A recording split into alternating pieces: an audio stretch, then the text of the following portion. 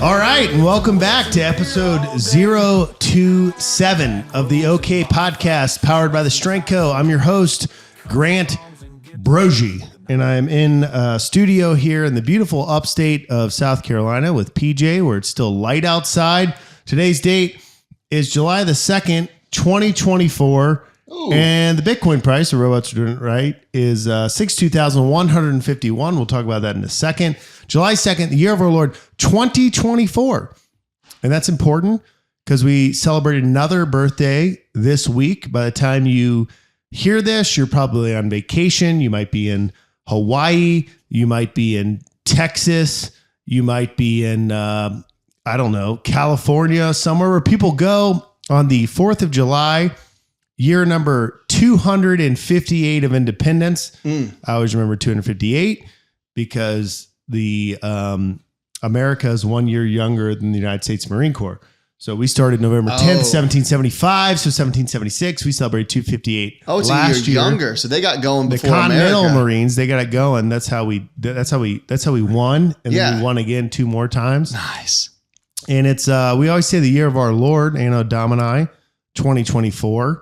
That's how you subtract 1776 and you get America's birthday. And that means day since Christ's death. If you don't know, the calendar is based off BC, before Christ, and Anno Domini. If you want to learn more about that, head over to the searchthescriptures.org, my dad's website. You might find some entertaining things there. Like, why is the calendar the way it is? What is happening in Israel? Why is Bitcoin spiking? All the answers can be found in the book. Anything you want. I'm all American out today. Yeah, I got America. Okay, so I don't want to call you out. All right. But I have to. Let's go. No, it's not actually called. I'm just actually really curious. Yeah. So you're wearing a nice hat. Yep. Round brim. You already know you're going to have to take it off. So you might as well go take it off because we're going to have to check something. Okay. American flag on the front. It says Wrangler. Nothing's more American. Like Garth Brooks wears Wrangler when he does a concert. Sure. Right? Is that hat made in the USA? Ooh, I don't know if it is. Actually. I'm gonna bet you. I bet it's not. I bet it's not. But let's just check. Let's just check. Let's just check. And then we have a plug. Excuse the hat hair. Excuse the hat hair. Yeah. It'll be quick. Oh, it looks good. It's growing out. Here we go. Oh. Is it Bangladesh? No, you want to guess? China. Vietnam. Okay, so very classic. For that to happen, this is unplanned. This podcast is powered by the Strength Co. If you like made in USA hats, that's what we do. We sell everything on the store is made in the USA except our Bialetti Brica pot, which is made in Italy, and it's supposed to be because what do Americans know about espresso? Nothing. Right. Yeah. So, you have a hat. I love that hat. I really do. I I love the way it looks. I love it has American flag. I love it says Wrangler. Like you wear that. Any guy in Pickens, South Carolina is like, amen, brother. But that's what they don't know. They don't know that. I will say I would prefer a Made in America hat. I think I was at actually Home Depot walking around. Home Depot. And, your brother knows something about that. A little bit. And I was walking by, I was going to the checkout, and they had the clothing section up at the front there. I love it. Carhartt, all made in China. Oh, yeah. I looked over. I did a double take. I saw this American flag hat just sitting there. It was the only one there.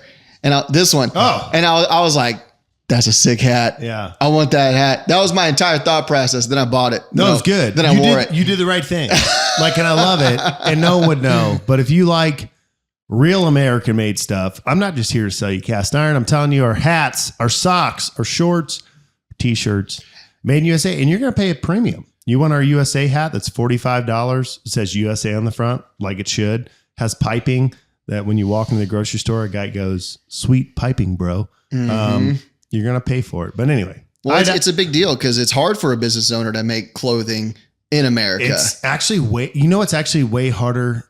I mean, clothing is hard. Hats in particular. Really? So like you get a t-shirt, not to give away company secrets, but you go for a t-shirt blank. Like I'm wearing a 50/50 LA Apparel.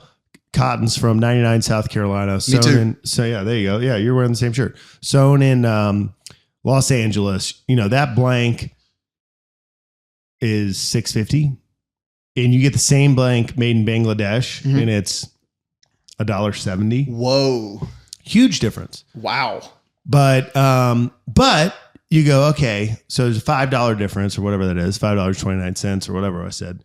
And you're like, well, I can market it as made in America and I can sell a t-shirt for $5 more. Maybe I lose a little margin on the pennies, whatever. But like I tell these people, this shirt's made in America. I can sell it.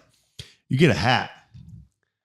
And I do this all the time for customers. We make a lot of apparel for small businesses. Like, hey, I don't know anything about apparel. I need 20 hats for my coffee shop. Sure. And so, you quote it out and I always give them both options. And it's like, you go Bangladesh, Vietnam, option, patch, sewn on, everything done. I don't know, somewhere between $6 and $8. Okay. For the hat cost to the person buying it. Then they're going to mark it up and sell it for, whatever, $20, $25, $30, hopefully. You go the USA route, it's like $15. It's like 3X with a shirt. I forgot exactly what numbers I gave. With the shirt, it's not quite 3X. It's usually like 2.5, but the hat's like way more and the quantities go way up. So with a shirt, you may be looking at 2.5, 3X the price, but you can still order a dozen. 2 dozen. But you have to buy 200 hats or something. 144. Wow. For a USA made hat. Like we have 3 vendors we use for USA hats and you got to buy 144. So anyway, not to bore you with the details. If you haven't gotten butter hats, go buy our hats. And when I say ours, I mean the Strength Co. If you ever want an OK Podcast hat to exist, you got to show us that you care about American made products. I'd buy a $50 hat off the Strength Co. Yeah, we've sold a lot of them. I think the USA hat, which is called a Pat 15, it's a 6-panel hat, white rope piping. All the cotton is from the USA, it's sewn in California, embroidered there, everything. I think we sell it for $45. Okay, yeah. And shipping is, $5, $10. So you're paying $50 for a hat. Yeah. But that's why we have such great reviews on the hats. I know. People are like, I love this hat. The piping. Yeah, the piping goes hard. Anyway, a lot of America, a lot of biblical talk in the first, 5 minutes of the OK Podcast. Well, it's July 4th episode. It's the July 4th episode. We're just here to celebrate 4th of July t-shirt, banger. Oh. I think there's like... Is this it? What's on the back of that one? Yeah, that's an old one. Oh, that's an old one. I think that's 2022. Yeah. So 2024 is out now. By the time you hear this, they're gone. Oof. Because I think there's like maybe a dozen left in inventory. We got like 40 people coming to the gym on July 4th in Costa Mesa, California, where the Strength Co started. So I'll bring those extra ones. They'll be gone. So you missed it. They're red, right? This year is like actually like a slate, like a charcoal, I'd call it. Oh, okay. Last year was red. So opened with blue, went red. Now we're slate. Typical design, Statue of Liberty, holding up a barbell, holding a plate, says the year. Big American flag in the sleeve this year. I'm excited about it. So I think, I don't know. People have different opinions on the whole, if you want to fly an American flag out in front of your house, but I don't understand why there's a difference of opinion personally. Oh, some people don't want to? Yeah. Oh, because they want to fly a Strength Co flag. They want to try. The training continues. Yeah, training continues. OK Podcast, just waving in the What's wind. more American than that? Nothing. I know. I don't understand. We're not political, although we do make great Joe Biden memes, which we have to talk about. But you have to. If there's one thing I hate about politics, I hate the fact that the flag on your shirt or your hat, I hate that people see that and think like, ugh. This is some, right wing. I'm like, symbol. Listen, brother, like you can be left wing. You still live in America. Yeah. Maybe if you had like a Gadsden flag or whatever it's called, maybe even that, like, even that is like the foundational principle of America. 1776. Like the whole point of the country. But I'm just saying that we're all in America. You can disagree, but if there's one thing we can agree on, shouldn't it be that? That's what I think. I'm sad that the flag's political, but speaking of politics, good old debate. It was riveting, dude. Dude, if you ask me, Grant, how do you want to spend a weeknight in America? I say put 2 80-year-olds on the stage. That's it. And let me watch them talk about their golf game. Yeah. Because that's what happened. Dude, he does not have a 6 handicap. No. There's 0. Yeah. I don't know what was funnier. The fact that he said he had a 6 golf handicap or if that was the only thing that got a rise out of Trump. Yeah, he said everything else. He said, whoa. That was the biggest lie he's told on the stage tonight. Yeah. So yeah. Anyway, that happened. But Big Connor, Fountain Valley, California, our meme maker. He's on vacation this week in beautiful Hawaii, and I just messaged him. I don't know how to make a meme. I just know that memes are relevant and they're timely. And if you miss the boat, you missed it. You miss it. And I'm like, dude, Biden memes. And he sent me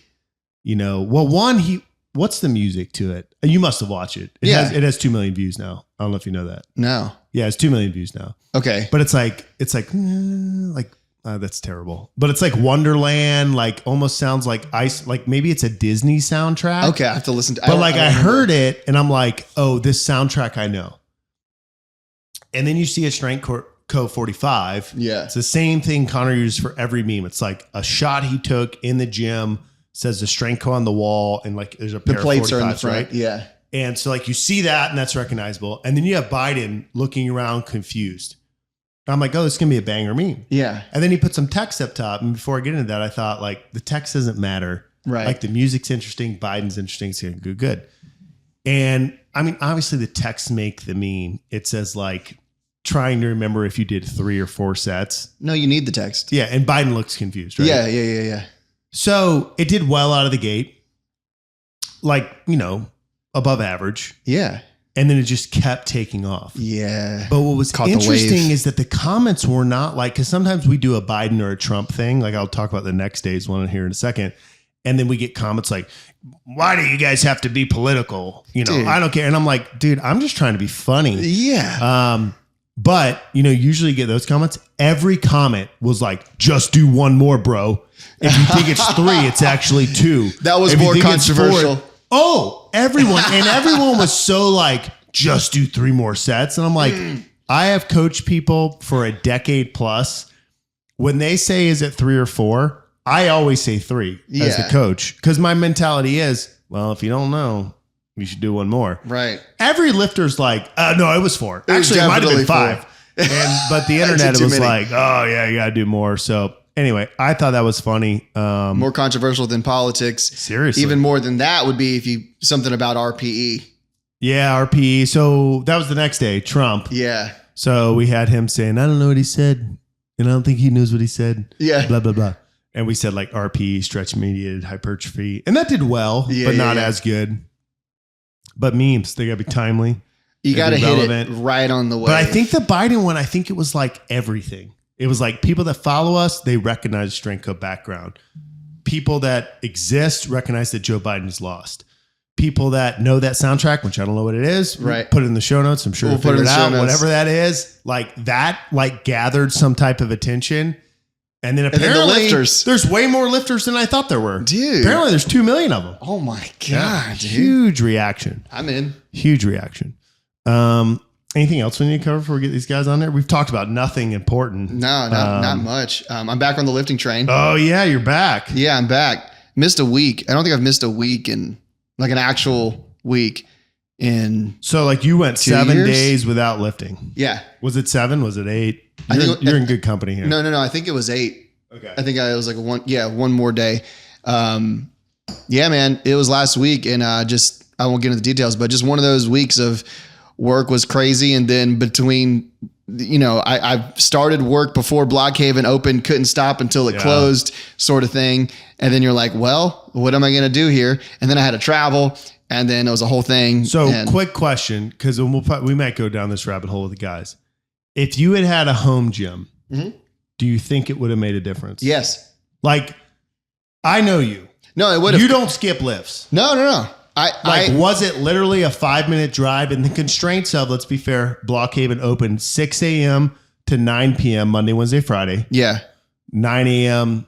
to 6 p.m. Tuesday, Thursday, Saturday. Yeah. So was it the constraints of the day and the drive? I suppose I could have gone Wednesday morning at 6 a.m. Sure. I could have done that. But then I'm not throwing shade. This is how I'm thinking about it. Then it's like, we're recording till late on Tuesday.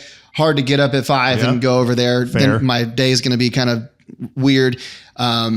And then and then in the middle of the day in particular, it's like, well, things just keep happening where I have things that are due. I have to get this out right now. So I can't Which you do have a very timely job. I have a timely job. So it's like, I can't take hour and a half, 2 hours just out of the middle of the day a lot of times.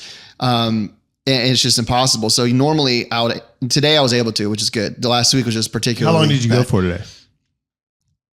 I think I programmed you for 2 lifts. Yeah. I'm thinking that I left the house, but by the time I left my apartment and walked into my apartment, it was probably 2 hours. Okay. That sounds right. And it's a 6-7 minute drive. Yeah. 7-minute drive. Yeah. 10 minutes, something like that. Put your shoes on. So it's, it's not terrible, but it's also not nothing like to take 2 hours if you're busy. It's huge. But this happened to me in Miami when I had my apartment gym, Epic Gym. We'll go down in infamy. Epic.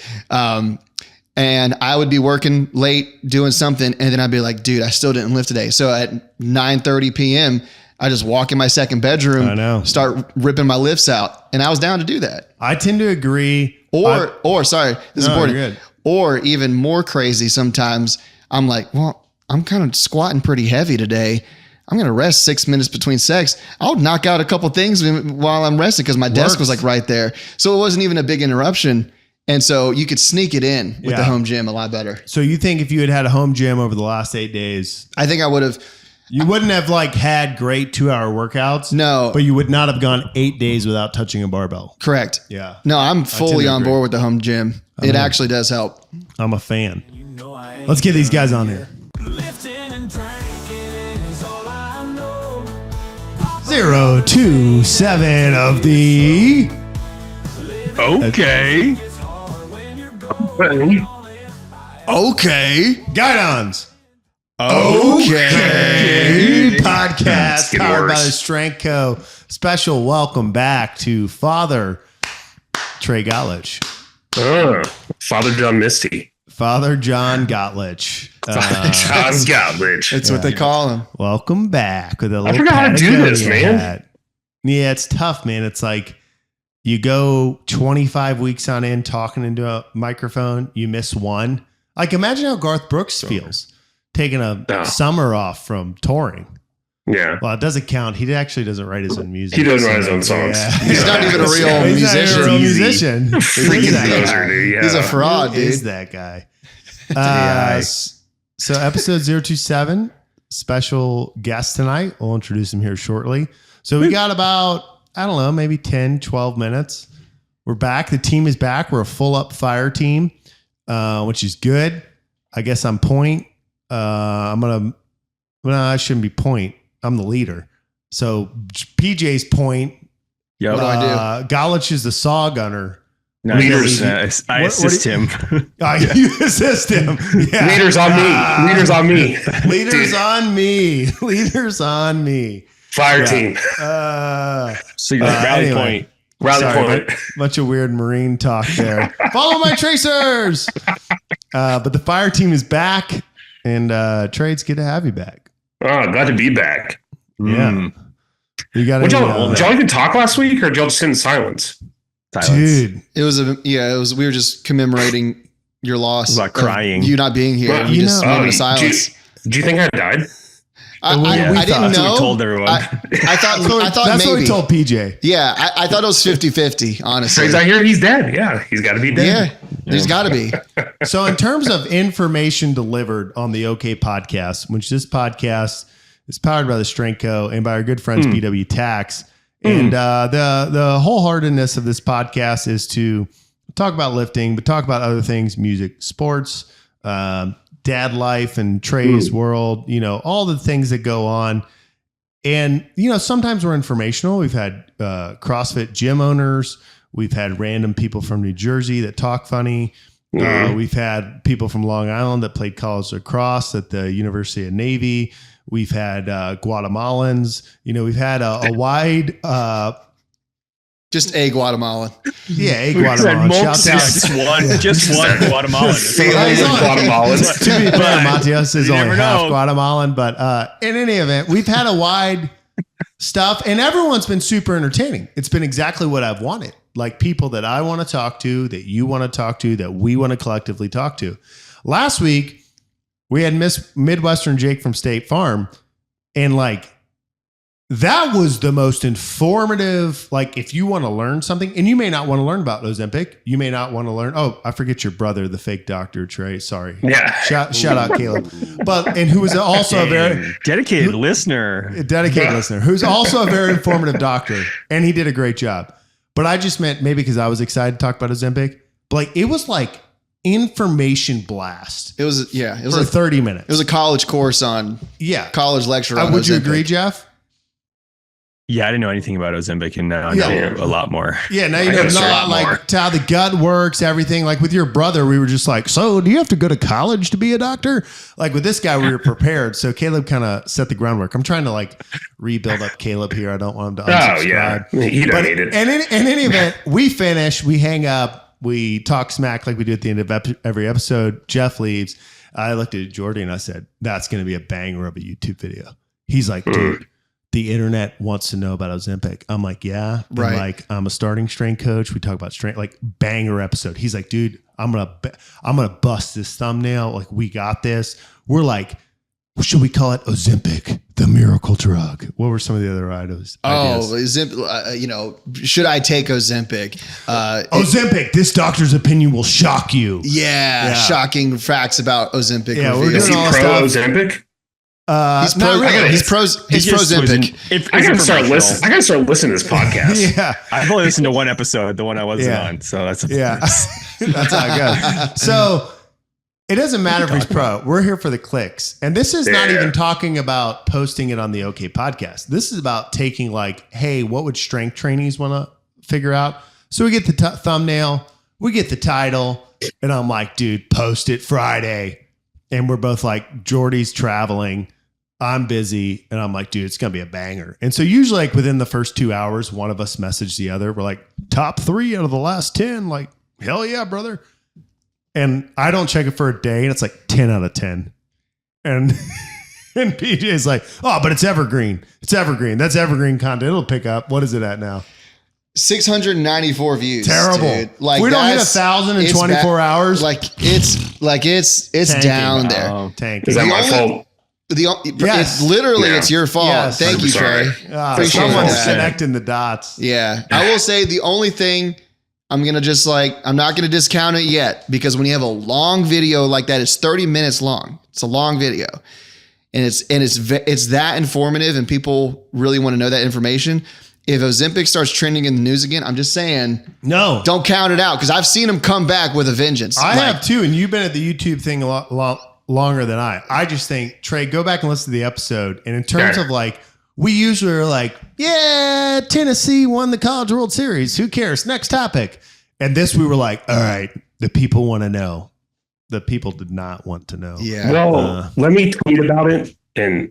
Oh, yeah. Okay. Yeah. Give it a little retweet. Yeah. It's called a post, Trey. Oh, my bad, dude. Oh, dang, dude. You've just been tweeting. That's the problem. Yeah. That's my the problem. issue.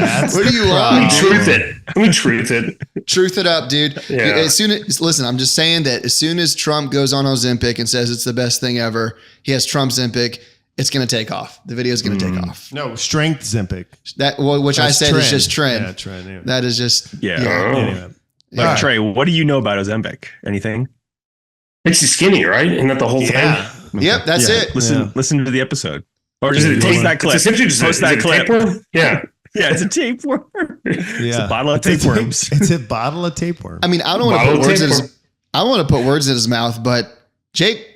I mean, what I took from it, Jake was like, "Yeah, it's actually that amazing. Like, it works really well. Like, I don't know what to tell you." He's like, "It's so good, we can't just give it to people. We have to give them 3 other drugs that don't work, and then once we give that data to the medical companies, we'll then give." Yeah, I loved like the TOD like protocol that they have to go through. 30 BMI. Like, yeah. All right, you got to go through 6 months of trying stuff, and like it fails. Okay, then we'll give you what you really want.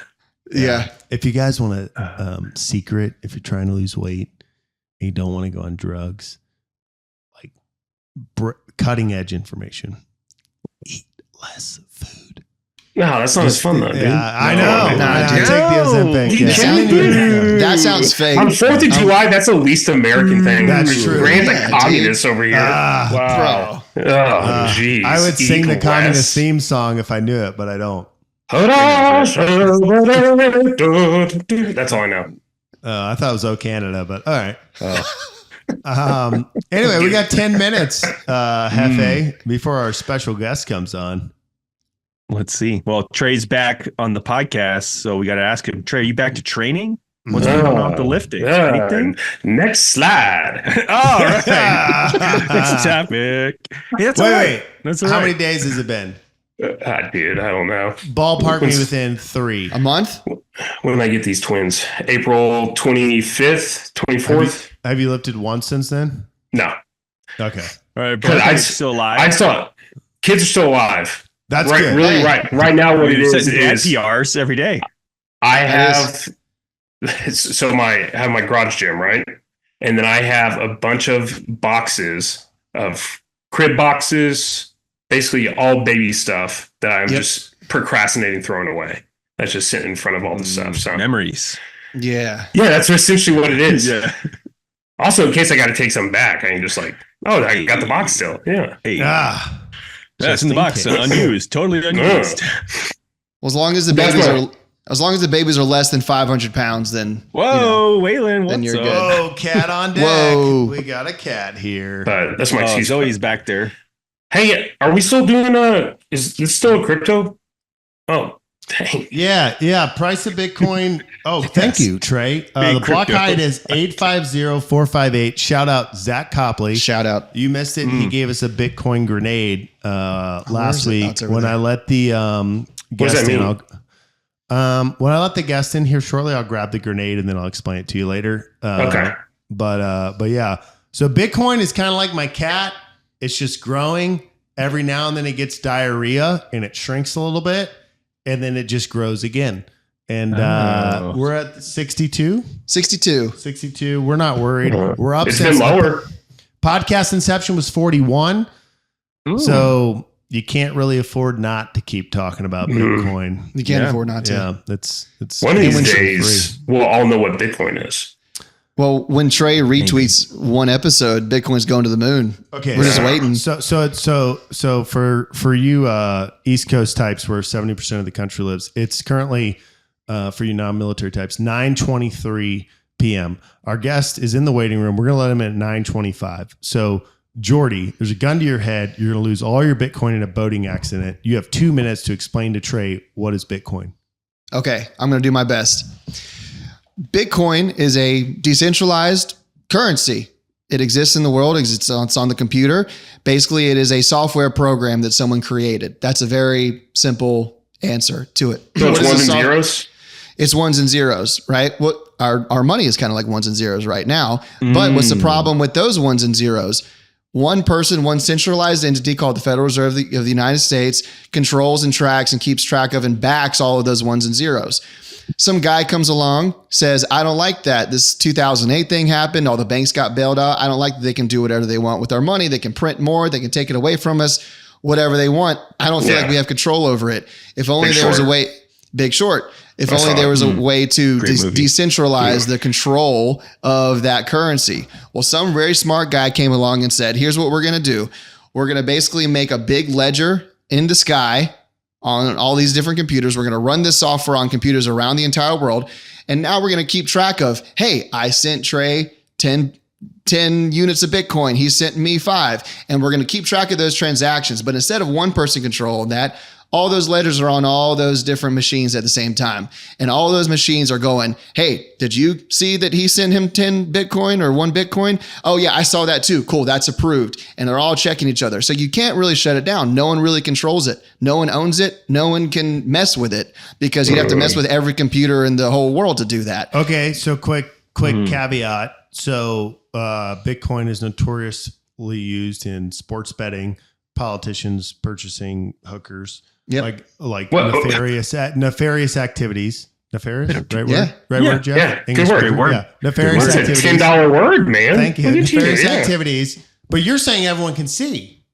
It's very transparent, actually. So a lot of times, the FBI will say something like, "We love when people's hands get on a keyboard because once their hands are on a keyboard, Now we can track you down. And so Bitcoin is actually what you call pseudonymous, not anonymous, meaning I don't necessarily know that Trey sent that Bitcoin, but I know this account sent that Bitcoin and it's on Trey's computer. So we can know that. But the thing is, no one can stop you. No one can control whether you send that or receive that or not, which is why you see it being used sometimes in crimes. But that is just like cash. Cash is used in crime a lot for the same exact reason. Any new technology or something that's not traceable or easily controlled is used for crime at some degree, right? So basically, if you want to wire money after 3 p.m. Eastern, you use Bitcoin. Use Bitcoin. Yeah, okay. And now the only other kicker is that there's infinite dollars basically that the Federal Reserve can create, which they are actively doing. Bitcoin said, we're going to make 21 million Bitcoin. We're capping it. There's no more. It's kind of like a gold standard, but just a digital version of that. So it's never going to make more. It's never going to make less. It's just, this is what it is. So if you like those ideas, if you like no one controlling your money, you should check out Bitcoin. You completely get it now, right? Yeah. Yeah. Started by a Japanese dude, right? Maybe. No one knows. The name is Japanese. The name is Satoshi, is his pseudonym. And Satoshi came along, invented Bitcoin, put it into the world, and then he's just gone. Vanished. He might be dead, actually. So we appreciate the 9 people that listened to the first 30 minutes. The one person that's left, which is my mom. I know you didn't understand that, but Mom, don't worry. I got a ledger full of Bitcoin for you. Hey, real simple phrase. You can call it digital gold. That's a decent way to think about it. I might just buy just real gold. I wish that was real life. Whoa. Look at this. Dressed up for the podcast. My goodness, I feel underprepared. It's like a LinkedIn profile. Look at that. This is a job interview. What's up, Jameson? Hey, good afternoon. How are you doing? We're doing good. Welcome to episode 027 27, baby. of the OK Podcast. I didn't know you were a Longhorns fan. I don't know what's going on above you there. I don't know what that is above you. No, so we actually sawed Varsity's horns off. Yeah, there you go. Big Aggie here. I got to fix something on the screen real quick. You guys, welcome Jameson. What's up, Jameson? Jameson, what's up, man? Jameson, welcome to the podcast. Where are you tuning in from? I'm right here in Morehead City, North Carolina. Wonderful by the coast. Oh, I love it. I love it. Long time listener, first time caller, huh? Oh yeah. Oh yeah. So we always like to start the show by putting the guest on the spot. And it's not really on the spot, but we just want to know. And there's none offense taken by the 4 of us. We all have busy lives. You got 3 Marines here and a producer. But have you ever listened to an episode of the OK Podcast? I have listened to a segment. Okay, good. Okay, Ooh, not good. bad. That's all we need. That's all we need to rock and roll. I like his mic. I love it. Yeah, you're looking good. Is that a lapel mic, Jameson? Oh yeah. So I mean, it's great because I'm in my backyard right now. Because if you got a sleeping baby, I can't be in a 750 square foot home. I can't be talking this hour. He's in the field. Great. And I can walk over here. You can see my wonderful backyard. Hey, Dude, look at this. Wow. Look at this guy. Wow. Showing us up over here. Looking good. It. So let's touch on that a little bit. We got a new dad in Trey. So Trey wave so Jameson knows who's who in the zoo. That's Trey. Jeff up top with the I Massonomics can only hat. see one screen right now, so I'm assuming I see a guy sitting next to you. He's not waving. Oh, that's What what about I me? see. Yeah. Can you see me now? That dude right there. Yeah, Okay, there you go. not That's me. Trey. Okay. Yeah. So there you Trey. go. Okay. Yeah, the guy with the hat. Yeah. Okay. All right. Oh, I'm also Jeff wearing a has a hat. 3 people wearing hats. So anyway, Trey's a new dad. He recently had twins in April. You're a new dad. You had your daughter in January, right, Jameson? Talking to me? Yeah. January. So just under 6 months here. Super exciting. So give us like I don't know, like I'll be a new dad in October. Give me like the 6 month, like this is what I did wrong. This is what I did right. This is what I had no idea about. Well, what I had no idea about, I didn't know just how much fun it was going to be. I mean, it's obviously a lot of work, but it's just way more fun than you could even begin to imagine. So that's pretty incredible. This point I think is more fun, even so, because, when the baby's first born, she's not even smiling. And then when you first start getting the first smiles and now you just get laughs every day, that just makes it even more enjoyable. Man, That's good. That's deep. good baby salesman. Yeah. See, my girls just started smiling, so that's pretty. Oh. I can relate to that. I would be curious. What's the sleep? Are they sleeping through? Like, when do they start sleeping through the night? I know it's probably different for everybody, but Yeah, I know. I people were sometimes telling me, "Oh, it won't be long. He's gonna be sleeping 12 hours." She's done that like one time. The last month or so, making me feel good. Single tear. No. great. So she did that for the first time the other day. Maybe like about a month. She's been going on these 5 or 6 hour runs, which are totally great. Okay. Yeah, because at first it was like 2 hours was good. It's just every couple of hours, but so yeah, it's really you kind of started getting in the groove. It's been great. So do you like, between you and your wife, Marilyn, do you guys like, I mean, I know a lot of it's like very mom centric.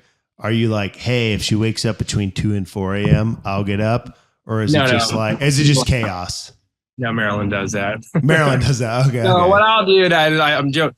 When we're getting ready for bed or in the morning, yeah, I can change her and do all that stuff. But like it's like in the middle of the night, and Marilyn's gonna feed her. She's just go ahead and change her. Then I'm not gonna get up, change her, and then hey, you feed her now. Now we're just being inefficient with our time. Yeah, amen, brother. Really inefficient with my time, right? Right, yeah. Picking up what you're putting like down. The real middle of the night. I mean that's always Marilyn, because that's usually with food. But other than that, yeah, just whatever Marilyn needs. Early, even before work. Take care of a diaper, that kind of thing. So yeah, nice. All right. Well, I sent these guys your bio, told them a little bit about you. They know you're a Marine captain, and I could just like grill my brother to death, but I feel like this is like a Trey and Jeff show, based off what I sent. What do you guys want to ask Jameson? Well, if I guess go into a little, if you don't mind, for the listeners, kind of like what your job is in the Marine Corps. We haven't talked about that, right? Did I miss that? No, we haven't talked about that. No. Yeah, this is the first time. Yeah. So I'm a judge advocate. My current billet assignment is I'm a defense counsel. The first half of my tour, I was a deputy staff judge advocate, which is just in the civilian world, that's like the equivalent of a general counsel role. So that was pretty fun. And then a little over a year, I've been a defense counsel, and that's been a lot more fun than I even anticipated. That's been great. So I defend Marines at court martials and administrative separations. And so that job is created by the Marine Corps is the institution's own check, right? The whole point of the military justice process is a check on our Marines, right? To make sure we're keeping the system running the way it's supposed to be run. And then the defense counsel role is a position the Marine Corps has created within that, is to make sure that the Marine Corps is doing that whole process the way it's supposed to be doing. It's a lot of fun. It's very challenging. It's never ever boring. Yeah. That's what we want to hear about. Yeah. I mean, that's what I want to hear about. And like, I don't want to put you out of line, right? So Jeff and I, both Marine Corps majors, you can call us sir from here on out. No. Yeah, go ahead. Say attention. But like when you leave for 20 days, you feel a little liberty to like talk about things. And so I don't want to put you in a funny spot, but like, I don't know, like what's the craziest case? Because like we as platoon commanders, as battery XOs, as company commanders, battery commanders, you see stuff and you thought, man, I thought we were just all signing up to serve our country. Like, why did this gunnery sergeant do this? Or why did this staff sergeant do this? Or how did no one know that this PFC was ripping donuts in Delmar Park in the middle of the night while he was drunk with like 6 of his Lance corporals in the back?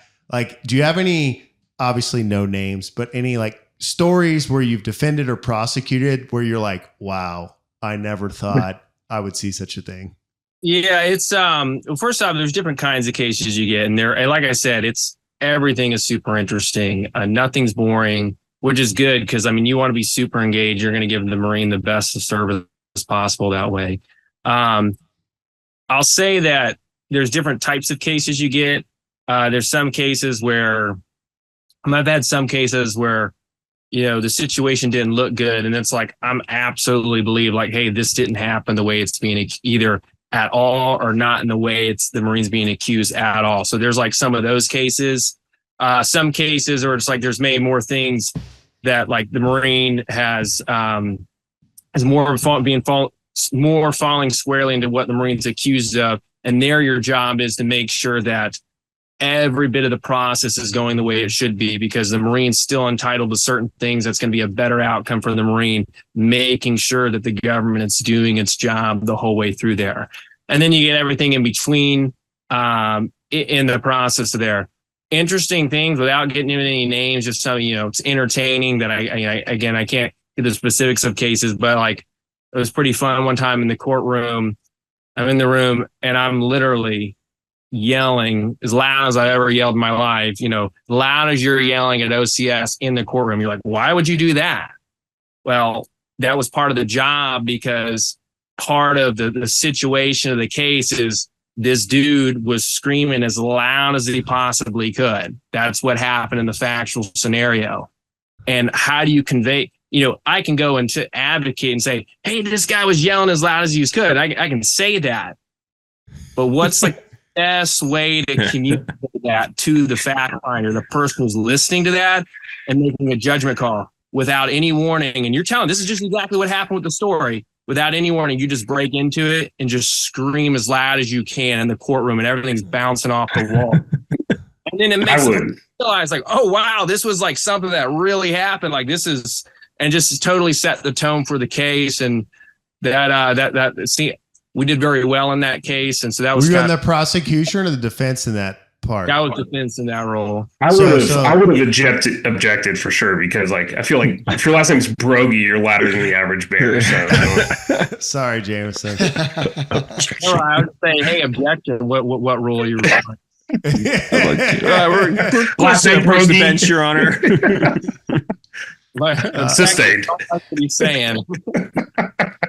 So, I guess one thing I'm curious about before we ask you about other things about your life, Jameson. So Trey, Jeff, and I, all artillery guys. So we finish training, and then we go and we basically have a platoon of men to lead, and then it, builds from there. And, I was fortunate enough to come up and promote you to captain. Has it been a year now? Yeah, about a year ago. Yeah. What did you promote? A year. Yeah. Salty. Yeah, salt dog over here. But so I promoted you. And what was interesting to me was that your shop was very small and not bad. It's like, this is why I always tell Marines, you got to do 2 tours, because 1 tour will never tell you what the Marine Corps is like. And 2 tours won't, but it'll tell you a little bit more. It's like when I went to see your shop, you got a master sergeant, you got a couple, maybe corporals and sergeants up front. You got a major over you, but it's like 6-8 Marines. And so it's just interesting, because like for us, the whole pipeline is like, you're going to have 35 guys, and then you're probably going to be an XO under a commander of 100 guys, and then one day you'll have a battalion of 500 guys. And so you're always thinking of like, how do I lead this group, right? Like, how do I, make a culture, make us technically and tactically proficient? How do I prepare us for war? And I think on the JAG side, the role is just important, but it's completely different. And so I'm just curious of like, at TBS, every Marine's a rifleman, right? So you're learning fire team skills, squad skills, platoon level skills. And then you become a JAG, and it's like you show up to an office and you have 6 Marines and you have like real work that needs to be done. It's not like, hey, we're going to go play in the woods and shoot artillery. You have, I'm just curious, like, what was your transition like, from leaving this every Marine's a rifleman concept to like what you do day to day now? And do you like it more, or like, what are your thoughts on that? First off, yeah, I love it because it keeps things interesting. I'm in the blended EWS program, Expeditionary Warfare School at Lejeune. Hey, it keeps things interesting, right? Because I'm doing my job, and then you take a break from it and you go do that for a few weeks. So that part, yes, that's enjoyable. Yes, when you're going like shoot pistol or whatever, that makes it enjoyable. I mean, of course, it makes it challenging too, because the work we have, like, yeah, the Marine Corps says, oh, these other things are important, but at the end of the day, it still cares about whatever your job is, which I'm sure that's like that in your other MOSs too. Like, you still have your assignments. Like, yeah, you got to do all this other Marine Corps stuff, but like, you still have your assignments. So I'm sure that's, very similar, or I don't know if it's more so or less so. For us, it seems like way more so, where it's like, no, these things need to be done. So it's definitely challenging, like trying to finish it all, doing both. getting your cases, because the cases don't change. You have a caseload, you have court dates, none of that changes. And so when you're taking on other things like other PME or whatever, which I'm doing, it makes it hard to fill it in. But it's interesting. You came to us, you just saw a part of it because saw. Oh yeah. Well, what I mean is like you saw the shop. You said, oh yeah, they're 15 Marine, whatever. It's even smaller than that because that was what you saw there. Those were people who came from the trial shop. That's the prosecution shop. There were a couple people from the SJ. There might have been someone in the SJ for the station. There's also the SJ for the second mall, which is at Cherry Point. There's also a couple of legal assistant Marines, and then the defense offices.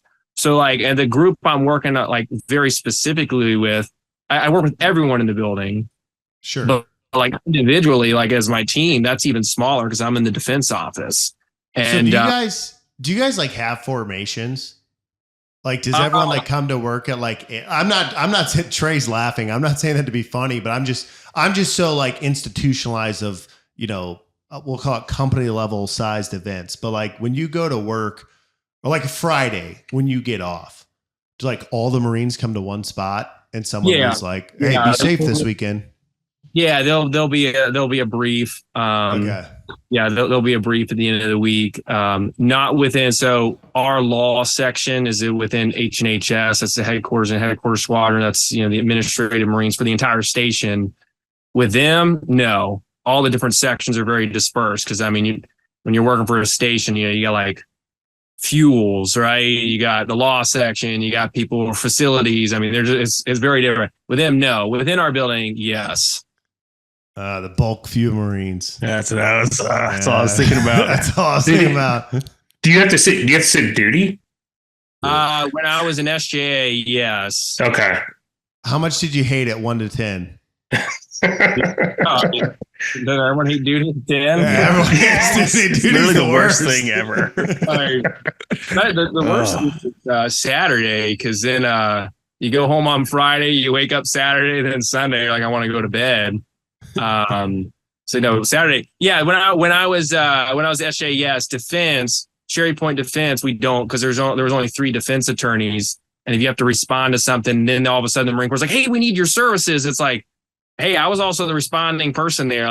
You've just taken me out. Yeah. I can't provide the service to the station anymore. Yeah. So that was one benefit. Duty was terrible. It's the worst. Defense to be kind of isolated sometimes because most of my clients are from the second mall, the air wing there. So you have H&HS there, air wing, and then there's a couple other units. So most of my clients aren't from the unit that I'm in, just because it's so much smaller than the other unit. That's good. But it can be kind of isolating too, because depending on the case and depending on what's going on with the government side of things, you have a very different viewpoint. And so sometimes hey, all one team, one fight, right? It's hey, well, in this case with this unit, I'm not one team, one fight. I'm over here. I got a different interest. And so that can be kind of. Before Jeff pops one off, I would just real quick, what percentage of the cases are Marines popping on drug tests? It's a lot. Well, it's interesting. Are we talking about court martials or administrative separation? I say that because depending on what the drug is, if it's something that's considered lesser, you're not going to waste the government resources to take it to a court martial. A lot of times they just send the Marine to administrative separation. Yeah. And depending what the Marine's rank is, the Marine's rate a board for 2 reasons. Either number 1, the command's trying to give them an OTH, or number 2, the Marine has more than 6 years of service. So depending on what the conduct is, it may be a case I never even see, because the government's view is, hey, he's got less than 6 years of service.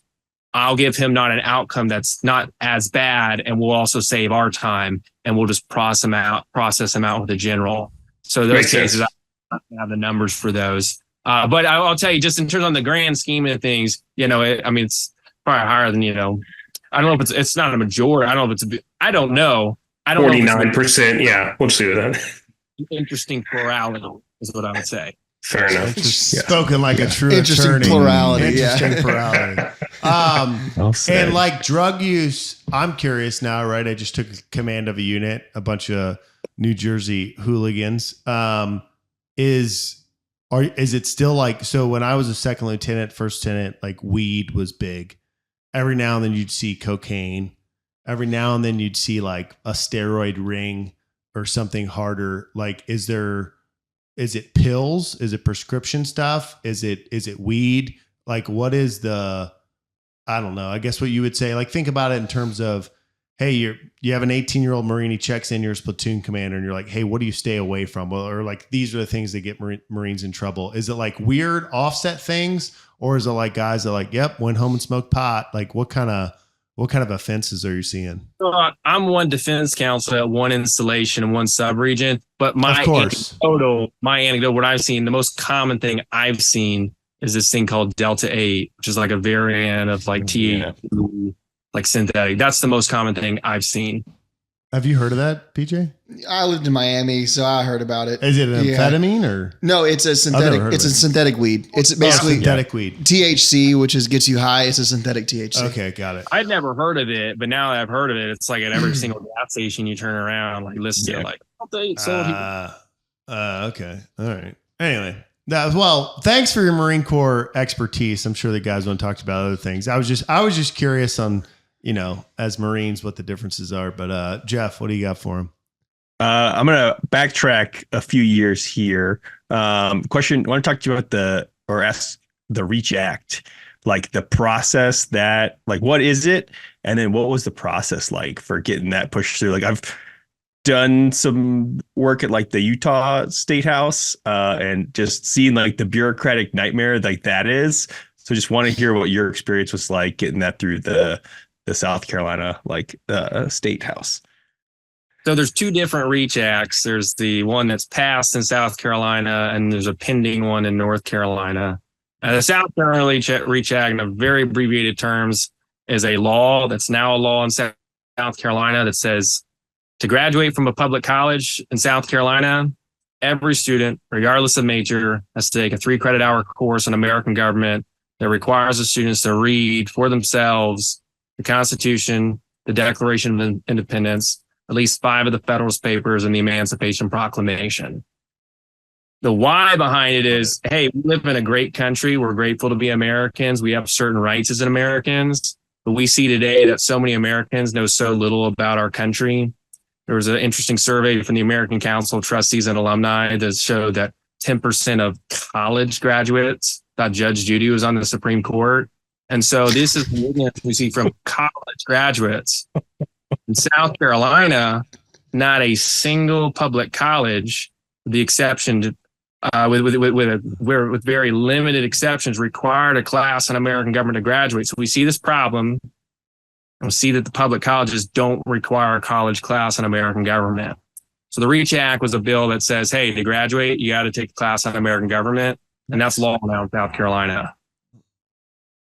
Can you talk more about the process and kind of the journey, like from day one to getting it actually passed in South Carolina?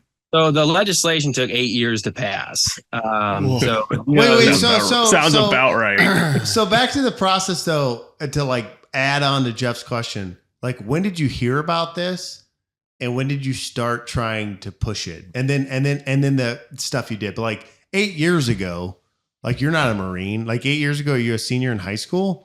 It's 10, 11 years ago now, but I'm saying the process. Okay, yeah. So take us from wherever you were, the moment you were kids in South Carolina need to study American government. Take us through that. Well, first, I just wanted the synopsis out there because people are like, "What the heck is that?" So hopefully, fair, concise and understandable. But I would have never ever tried to get a piece of legislation passed because I didn't know how to do that. I didn't know what the process, all the actual nitty gritty details would be. And I wasn't connected politically, I wasn't personal friends with my state representative, my state senator. So the reason I even started working on it is because it was already the law. So the way it started is I'm a college student at South Carolina. Go Gamecocks. Well, at the time there were the awful Gamecocks who hated our country, but we won and they lost. So a friend of Gamecock says, "Hey, look, I found this state law," and you're like, and you may ask, "Well, how did that happen?" He was a guy who was just literally reading through all the code of laws he found it entertaining, and read a section of the code of laws and came across a section that from the 1920s that said, "Hey, to graduate from a public college, you got to study America's founding documents." That was the law. And he looked at that. We looked at that and we're like, they're not doing that. That ain't happening. So again, I would never try to pass a bill. But I thought when I read that, I was like, university, they must just not know about it. We'll just let them know. We'll get this straightened out. They'll say, "Oh, it's the law." Most Easy normal peasy. Americans who love this country know, hey, rule of law. The law says something's got to be done. That's the way it is. So we did the right way. We approached the university leadership. I picked up the phone, had no connections. Hey, I'd like to meet with the president. Of course, they were like, "No way." So, okay, well, who can I meet with? Well, you can meet with the vice provost. Provost office is the one who organizes, an undergraduate curriculum. Met with the vice provost. She's like, "Oh, that's an old law. I don't really care." And I was like, "Oh, that's odd." I said, "Hey, I'd like to." Laws work. And they're like, "Oh, well, you can't meet with the president. Like, you can meet with the provost." And again, I did this all the time initially because I thought, well, that's the moral thing to do, right? Maybe they don't know, and I want to inform them first because maybe they're innocent in this. I realized they knew what the law was, and they didn't care. They said, "We don't care. We're not going to follow that." So then after you went through the initial chain of command, I was like, they're not following the law. Who do I go to? So I just randomly picked up the phone, started calling state legislators. Again, didn't know any of them. I would go down to their offices, cold calls, just walk in their office. And that's very difficult, as you know. I mean, business live networks, right? I didn't have any of that. I just walk in, introduce myself, say who I was. And so a lot of people just get turned away because they don't know who you are, right? And that's okay. They don't know who Jameson is. But I just kept doing it. And it took, a few years. And I had initially a few legislators were like, "That's terrible. I can't believe they're not doing it." So they contacted the president, like, "Hey, by the way, there's this law. Make sure you follow it." They sent a letter off to the president of the University of South Carolina. I was like, all right, hey, a senator said it. That's it. It's the law. So he doesn't have to pass a bill. The president's hearing from the senator. So we're good to go. The president in writing said the same thing to our state legislators. It just said, "I don't care. I'm not going to follow it," and listed all these different problems in the law. It said, "Oh, if I don't like all these things that are in it, so I can't comply with it." It was incredible, right? Like how can they do this? So our strategy was, okay, because the president wouldn't come out and say, "Oh, I just don't think the Constitution's important." Of course, you can't say that because that's like, that'll make him look bad. So he gives all these like fake reasons of why he can't comply with it. So I was like, all right, well, let's just write a little piece of legislation that answers all their little problems. And we did. And there was about 10 different things. They said like, "Oh, well, the law said the class had to be a year-long class." They're like, "We don't know what that means." It's like, so you're telling me people before didn't know how college worked. They probably know how it better work than you do. So we changed the language. We said, okay, so now it won't be a year. It'll be a 3-credit-hour class because that's the language you use. So we'll call it a 3-credit-hour class. We did things like that. Well, now it's way more detailed. And now they're put in a position when the bill's moving through the legislature and committees, they're like, "Oh, please don't pass this bill. This is a terrible." Wait a minute, you essentially wrote this. These are the things you asked for.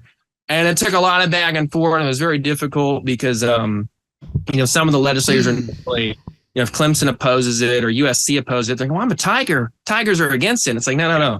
Those Tigers working for the colleges, they're not the same Tigers you like out on the field. They're very different. Amen. We don't like any Tigers, Jameson. Especially the ones who were working there. They were awful, awful people. But the good news is it took a long time. We exposed what they were up to. We wrote I filed for several different public records requests under the State Freedom of Information Act. I asked for the emails of the lobbyists working for the universities and then published their emails where they would just say, "Hey, we think this thing should be killed."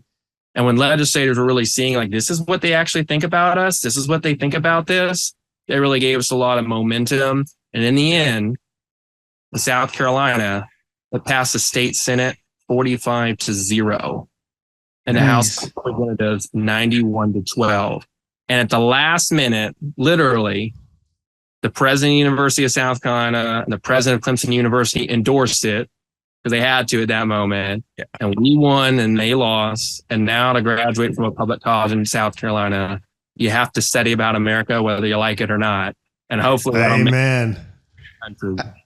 Well, I want your follow up, but real quick, I'm going to hit him with a fun one. So you got Citadel, you got Coastal Carolina, you got University of South Carolina, you got the Clemson Tigers. What other state schools? You got College of Charleston, Francis Marion University. Francis Marion. Who was first and who was last? So there was one college that was already complying on their own, just that they had been doing for years, and that was the Americans. Coastal Carolina University. Yeah, Baptist. Good old Baptist boys. No, it's not a Baptist school. Oh, the Chanticleers. Chanticleer used to be USC Conway. And they had been doing it since they became their own institution in the 1970s. And that was important for us because USC and Clemson would literally make up stuff and act like, oh, this just can't be done. It's non-feasible. And I'd be like, don't tell me it can't be done. I'm looking at a college right now that's doing it. So I know it can be done because I'm looking at it. Yeah. But they were the people who were originally following. One of the first college to comply with the law, who wasn't previously, but when this kind of became an issue again, was the Citadel. Amen, brother. The president came in, President Glenn Walters, became president of the Citadel. Semper Fi. An alumnus of the Citadel. Yep. Went to the president and said, hey, there's this existing law. Will you comply with it? And he wrote back to the alumnus and said, absolutely. We're going to require all cadets to take this class. And that was important because we were able to juxtapose that against Clemson and USC, who are saying, this can't be done. Or Clemson and USC, like USC would literally say, we pass out the Constitution on Constitution Day. That's an equivalent. The president of the University of South Carolina put in a letter, hey, we're not requiring a class, but at the Veterans halftime salute at the football game on Veterans Weekend, the jets fly overhead. It's like, yes, I'm sure, when the jets fly around, every Gamecock from Lexington's looking up and going, that makes me think of the Federalist Papers. What a joke. But when the Citadel led, that made USC and Clemson look even worse. And it made everyone realize, of course this can be done. What are we doing here? And that's how we passed the Senate unanimously. PJ. That's great. Okay, so after hearing that, this is great. So I must be naive because when I hear that story, when you say, oh, we should have a law that requires them to take, learn about the founding documents of America, I'm thinking, well, of course, like who would disagree with that? And then to hear that you got so much pushback, I'm curious, what were the arguments that you heard from their side saying, no, we will not comply with this? Like, what? Because I can't imagine what you would say to that. So they'd say a lot of different things. Number one, they would say, well, even if this is a good idea, which they didn't think was a good idea, this is inappropriate for the state legislature to tell us what to do. Like, this is the role of the faculty. We're the experts. We come up with what's required. First part of that should be, well, you're not doing it now. But number two, again, this was not a state law that applied to the private colleges. This applied to the public colleges. And that's important because the University of South Carolina, for example, was created by state law. So you're telling me that that the legislature can't have input on a public entity that the public created in the first place? That's how arrogant the faculty was when they were saying that. It's also arrogant that they were saying that because, a bachelor's degree is 120 credit hours. We're talking about a 3 credit hour class. So we're talking about 2.5% of control by the public. So we're still going to tell the faculty, you can have 97.5% control. But like, no, that's too much. The second thing they might say is well, this would threaten our accreditation with the Southern Association of Colleges and Schools. Accreditation bodies are supposed to be outside entities that they're basically like a stamp for the public to look at colleges and say, oh, that's a legitimate college because it's accredited. Well, you see that some of these accrediting bodies across the country have really become political. And if they see something a college is doing that they don't like, instead of saying, oh, we just don't like that, they say, oh, it might affect accreditation. So they would say, oh, well, this is going to affect our accreditation. But that just wasn't true because this proposal was not unique. There was a total of 8 states in the country that have similar laws.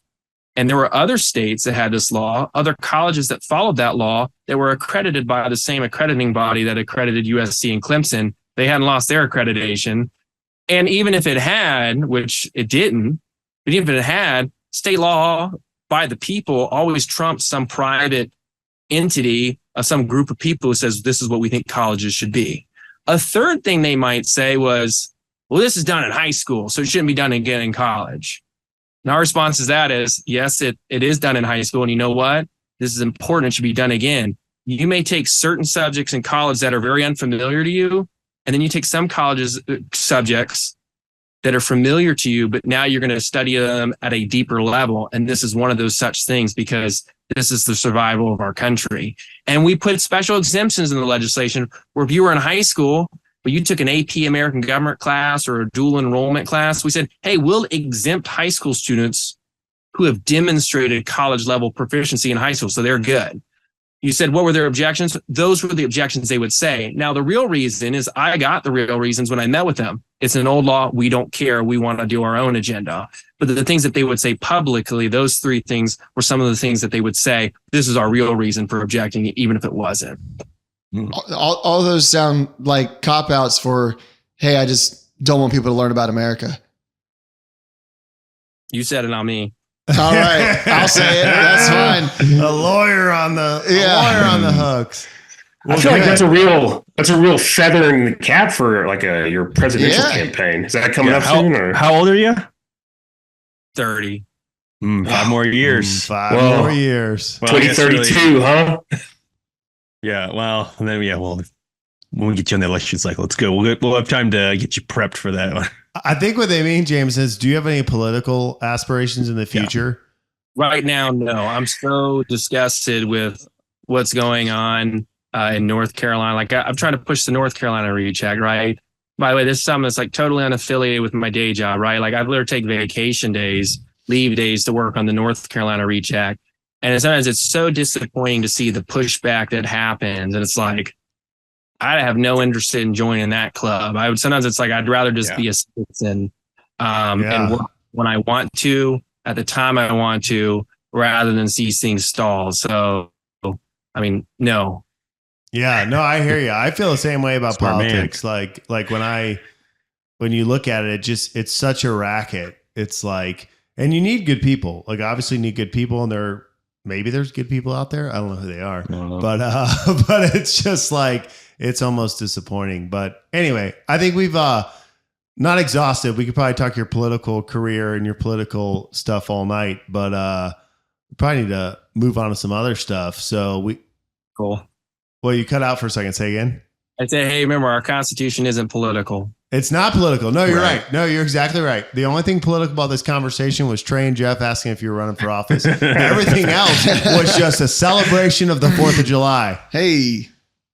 That's right. So what's happening in Morehead City for the 4th of July? Morehead City is a really, really cool place. It's kind of like the upstate of South Carolina at the beach. I mean, just really great people, but it's somewhat similar to Beaufort, South Carolina. But you're 5 minutes from the beach, and that's really cool. The town every year always brings a band, has a band right there on the waterfront. Free band, people from the town to come out. We've done that the last couple of years, and they blow off the fireworks on the island and on the intercoastal waterways. That's always a good time. You're right by Beaufort, North Carolina, not Beaufort, South Carolina. Yeah, you know about that? Don't get those mixed up. Yeah. So Jameson, coastal. So you grew up coastal South Carolina. You're a low country boy, salt life. You've now lived in coastal North Carolina for 2+ years. You're raising your family there. No offense taken. I happen to love Western North Carolina. As I've gotten into fly fishing, I'm like, you know what? I always crapped on North Carolina.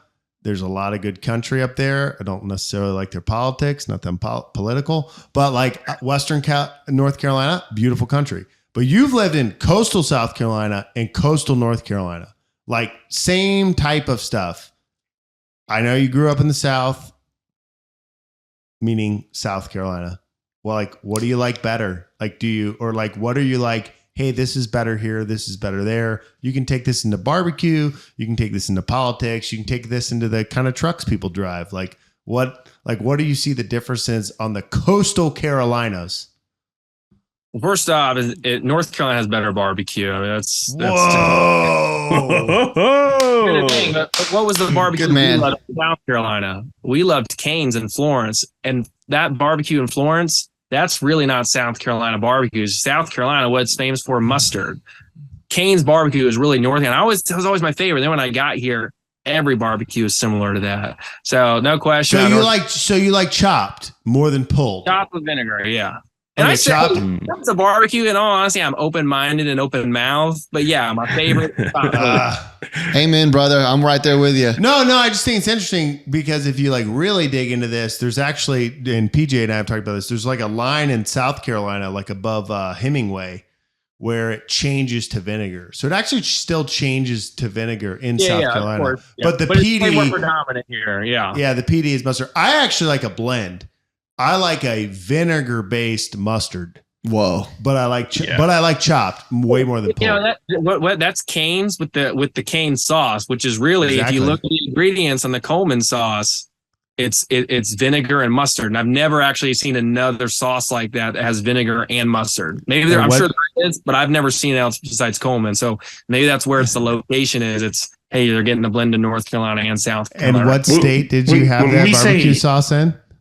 South Carolina. Okay. When we say Cane's, are we talking about like Are we talking about like Cane's the restaurant? Place in Florence called Cane's. Oh, okay. A barbecue sauce in Florence called Coleman's.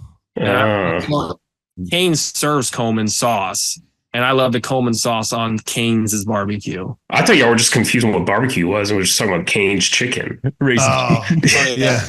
Like when Californians say a barbecue and they're talking about their grill. Oh, we're gonna barbecue, and you go over there. You're making hot dogs. What is this? Yeah, barbecue. Yeah, barbecue. All right, Jameson. Before I hand it over to Trey, because he's got an important thing that actually impacts you in ways you don't even know, which I'll explain to you afterwards. But before we get there, we do like to talk about lifting. This podcast is powered by the Strength Co. That's why we're here. That's why this will be broadcasted, and we'll send it, and we'll make clips of you talking about the Reach Act, which is important. But we got to know, what's your lifting like these days? You're a new dad. You're a busy attorney. You got this like stuff going on the side with the North Carolina Reach Act that you're frustrated with. You got to find vinegar barbecue sauce when you can. You're a Marine officer. When you get in the gym, what do you do? And like, how's that going? So I do variations of bench, deadlifts, leg press, some overhead press, running, and then sometimes I'll have days where it's like, I'm going to hit something specific, whether it's back or arms or whatever. So I'm usually in the gym anywhere from 3 to 5 times a week, just depending on what the schedule is. And then I have a cycle that I just rotate through and just move on to the next one, depending on what the day is. Did the baby change your consistency at all? Or was it like, hey, I still have to eat, I still have to lift?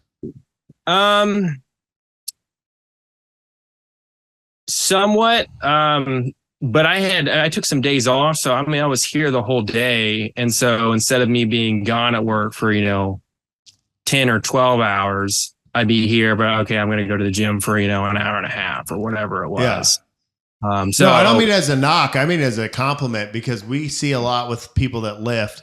They have a child, and then all of a sudden the child's 5, and they're like, "Oh, I used to work out all the time. I had a baby, and I don't work out anymore." Because then the second baby followed, and the third baby followed. So I'm just saying, I'm thinking like the first 3 or 4 weeks, what you said, but overall, I've changed nothing, which has been great. I'm grateful to be able to do that. The best part about the Marine Corps is even if the hours are long on any particular day, sometimes it can be the unit's fault if they're not giving Marines who don't have their own authority to go out and do things, and not giving them the opportunity. But generally speaking, even if it's a long day, it's kind of your own fault. Even if it's a 12-hour day that you didn't go work out. Again, every day is different. If it's a day where I'm on trial all day, that's, it's going to be done at the end of the day.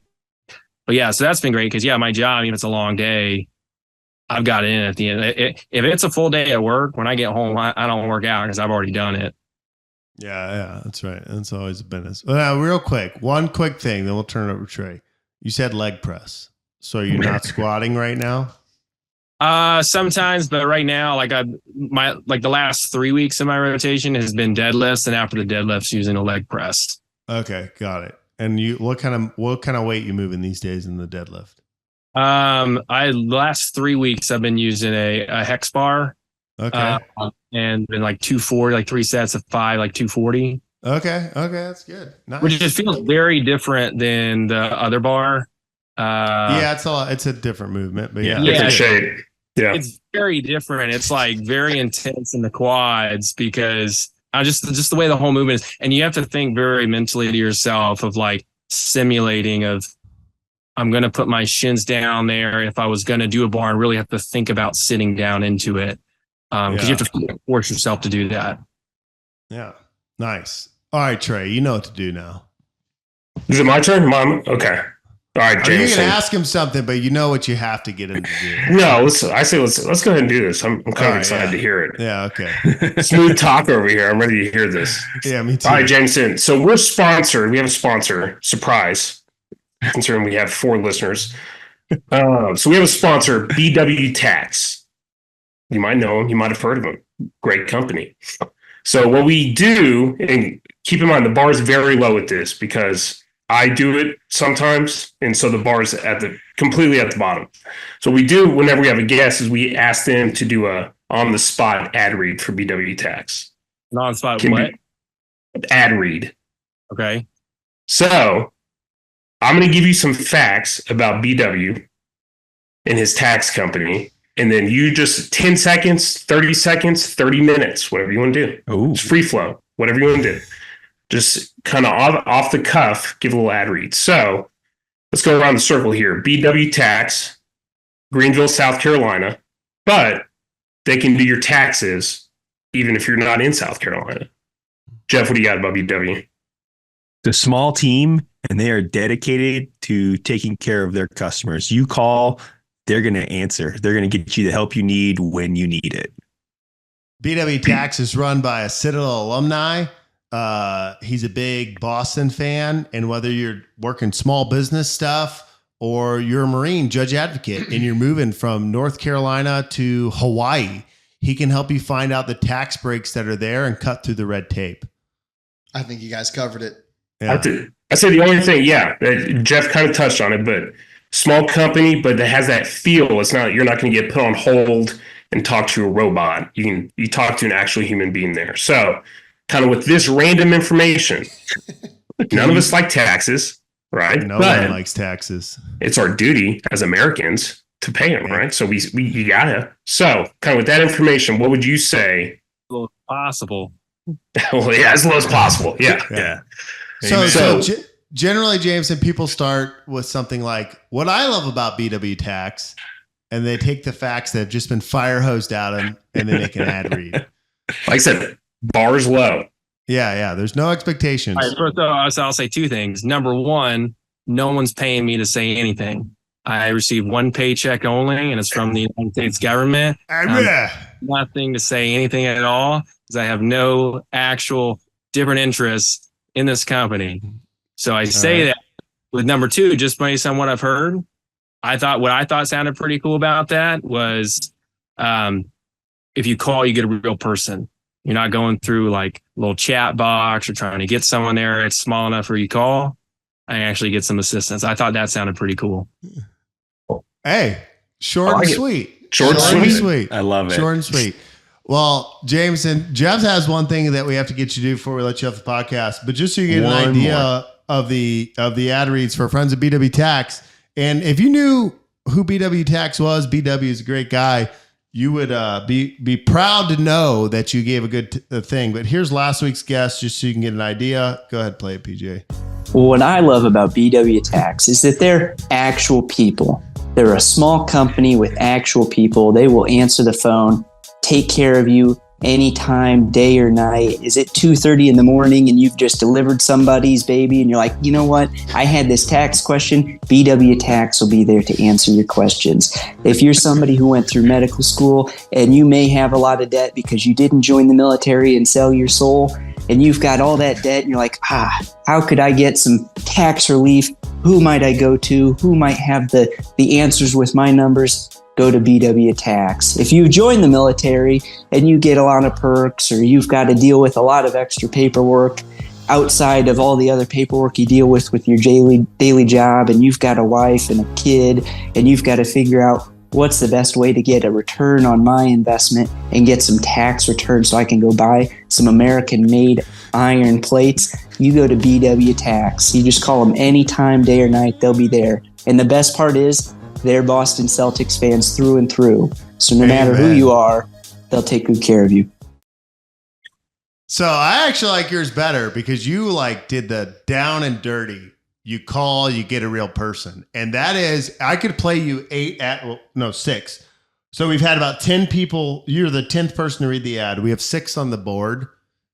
And every single person has said, you call, you get a person.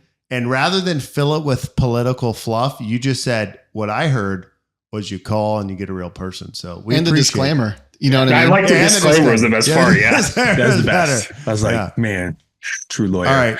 So I'm going to ask you one question, James, and then I'm going to turn it over to Jeff. Do you know the name of this podcast? The OK Podcast. Okay. It's all you, Jeff. We lived up to the hype.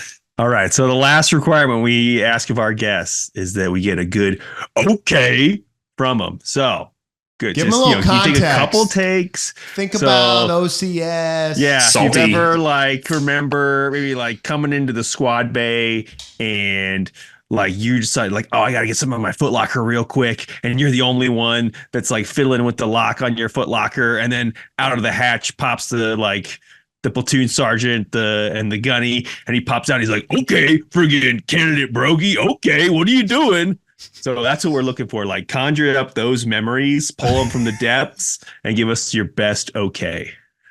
Right. This sounds like the best OK podcast.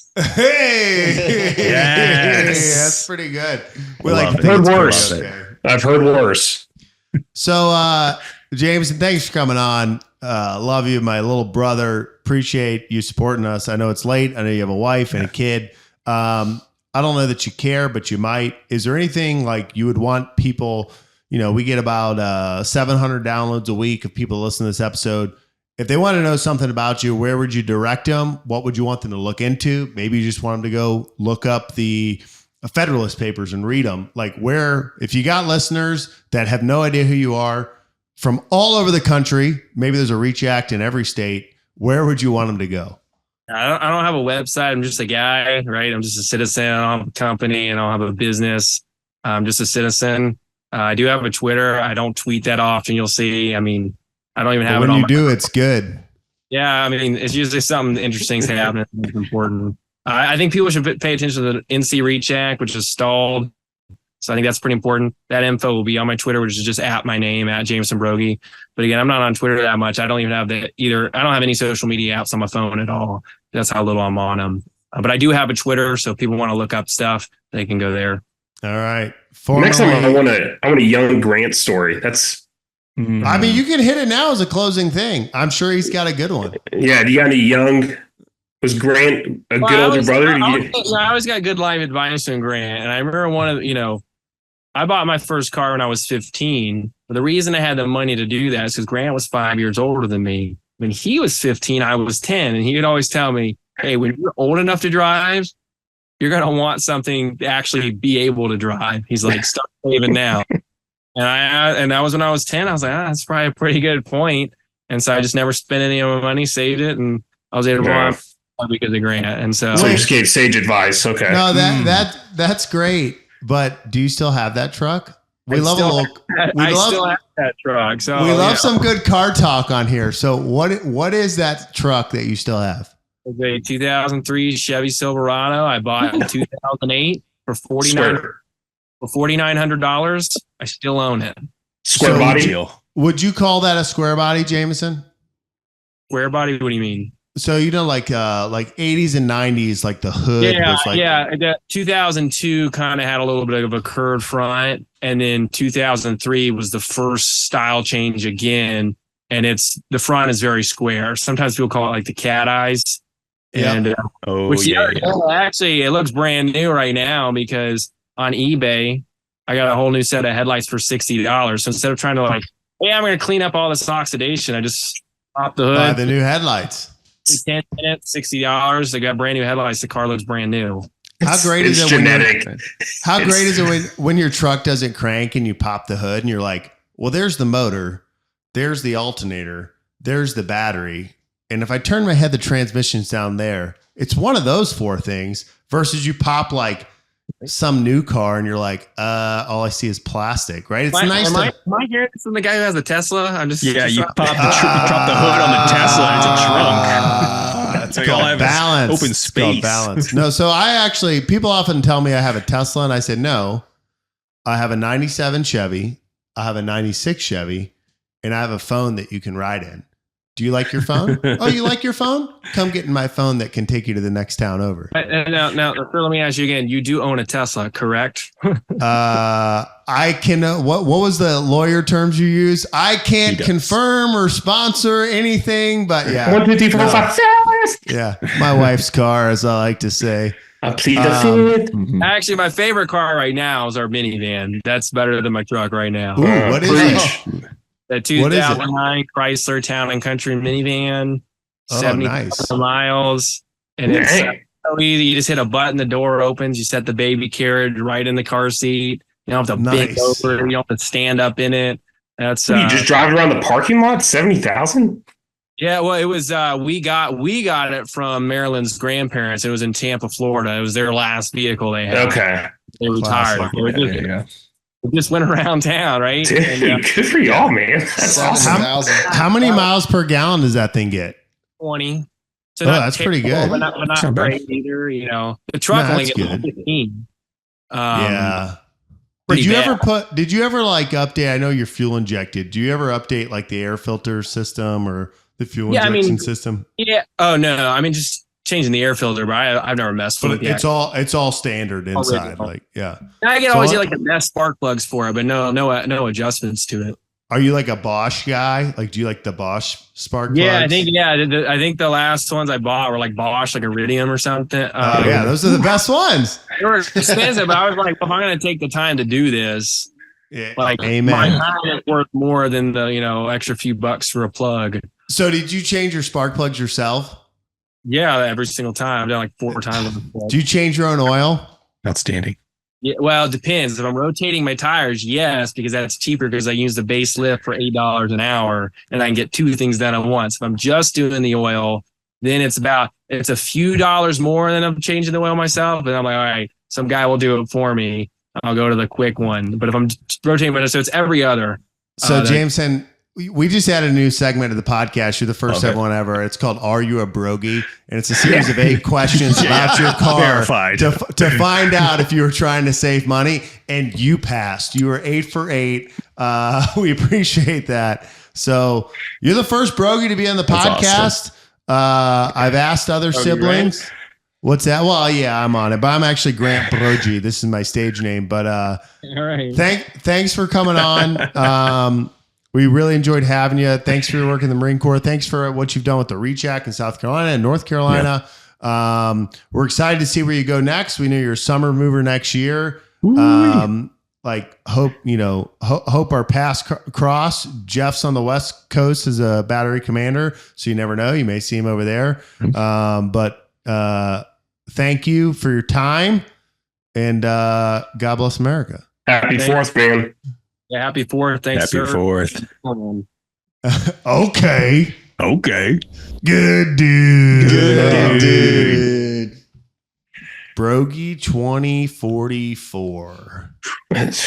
Yeah, for real. I can tell he's related to you. I vote for him. Oh yeah. Saw that, especially that car talk. Oh, that was my gosh! I'm like, dude, close my eyes. I'm like, is Grant talking? I was like, no one's gonna believe me that this is my brother until we finally touch cars at the end. And they're like, oh, now they know. Now they know. It's up to them. We're like, there's no way. There's no way. That since 15 years old. Yeah, good story. All right, Jeff, next slide. Well, since there was a lot of good America talk during that guest segment, why don't we talk about any great plans for 4th of July? Any traditions people have? Do you want to touch on favorite 4th of July food? For me, it's hot dogs. Joey Chestnut. I'm taking a trip. Go ahead.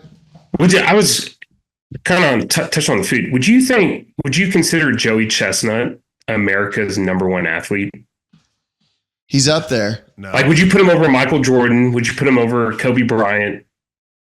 Like, how many times has Joey Chestnut won the world championship? But it's like a parody. It's a scam. Excuse me? Joke. It's a parody? You talk? Oh, excuse me? It's not a sport. Competitive eating? Oh my god, Jeff. He Man trains versus all food? year. He does. Is he going again this year? Yeah. And there's something how weird old is he? though that like PJ's there's in a some, hole right now. He's about to come like back and be like sponsorship thing where he's like not actually like him and there was something Kim weird. I saw some Jong-un? headline a few weeks ago where he's like not actually doing it, but like him and Kobayashi are gonna have like a one-on-one or something like that. I could be all wrong, but He's 40 years old. Okay. First of all, Oh, he's weighs, young. Oh, okay. he weighs Very 230. Oh, he's a full grown man. 230. Yeah. Yeah. Unlike one out of the 4 people on this podcast. Unnamed. And I think he's got 15 titles under his belt. America's number one athlete. I'm gonna stand behind that. I just heard he has 3 less than the Celtics. Cat. Oh, cat. That's what happens on this podcast. Cat. Oh, cat. Conversation got awkward. Here's a cat. Meow. Yeah. He says he holds 55 world records across 55 disciplines. All right.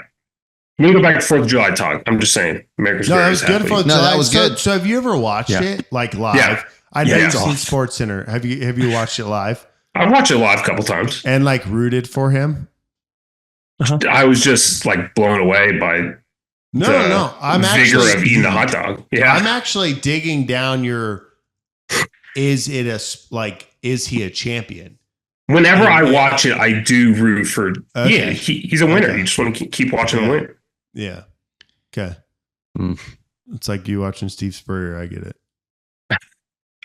I love Steve Spurrier. can we get Yeah. Steve Spurrier in the hot dog eating contest? That would be entertaining. great. I thought you were going to say on I'd the like to- OK podcast, but Well, yeah, That would be even better. both. Let's get both. Well, we got Have him Steven come on the Garcia podcast coming. and eat hot dogs.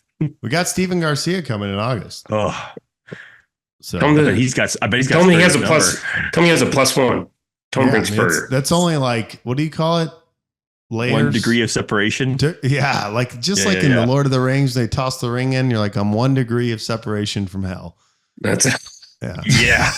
That's what they say. that's what they say. Uh, 4th of July. So you told them about your trip. No, I was I'm going to take a trip, visit a longtime friend up in Indiana. We usually do 4th of July activities, so I'm going to take a quick trip up there for the weekend. And I mean, to sum it And up, Pawnee. no, close though. Down the street. Eagleton. It's essentially Eagleton. just go hang out on his property, shoot a bunch of guns, and then one of his redneck buddies says that for the food that we're going to eat, he told us that, oh yeah, I'm bringing a leg, and I don't know what that is, but he's bringing a leg, and we're going to cook it. So It's I'll a let you human guys. leg. Human. Maybe. I was going to say human as well. Yeah. With this Because guy, there's no rednecks in Things have Indiana. legs. I mean, I don't know. I Lots of don't things have know. legs. Could be anything. So I'll update you guys next week on what the leg was. All right, Yeah. Oof. Jeff, what are you doing? I think we're just Are you kinda going hanging out with like Elder so and so from the local Mormon chapter? Yeah. Mormons we're love Mormons love America. Nicest people. They do. They definitely do. No, I don't. We're probably not really doing anything. Just hanging out. Okay. Probably fireworks. Okay, We're very Pretty American. Trey. We're San Diego for a family reunion. Oh, I'll be close by. Should we link up? Do you want to drive to me? I'll be in Orange County. If you want to come down, I'll buy you dinner. How long are you there? Leave Sunday morning. So you leave. You're in Texas now. In Texas now. Leave Manana, Okay, I leave Manana as well. and then I'm there. Yeah, through Sunday morning. Okay, all right. Well, Shoot me. Yeah, we'll plan I'll offline. shoot you a text. We'll talk offline. As the Yeah, we'll Mike talk says. offline about it. Yeah, we'll talk offline. Should be interesting. Yeah, traveling with the twins. So it should be With the see how it twins. the twins. Shout out Coors Light and Massonomics. Hey. I go to California tomorrow as well in the evening. Got a big meetup at the gym, 4th of July morning. I think we got like Nice. 40 lifters coming in. Nothing like special. Just like, hey, the gym's been open for 8 years now. So I just sent a blast out and was like, hey, if you've ever come to this gym and you want to come lift on the 4th, come on. So you have people coming on. So we'll like do a little event there. And then Orange County 4th of July, I would say underrated. I would say Southerners would like think mean things about it, but I would say like one of the more patriotic 4th of Julys I've ever spent. What my Southerners would say in defense is that, well, that's because in the South it's 4th of July every day, and they may be right, but no, I'm excited to be there for the 4th. They go hard. Yeah, they really do. They really do. It's like American flags everywhere. Being near the beach is cool. So we'll be up there.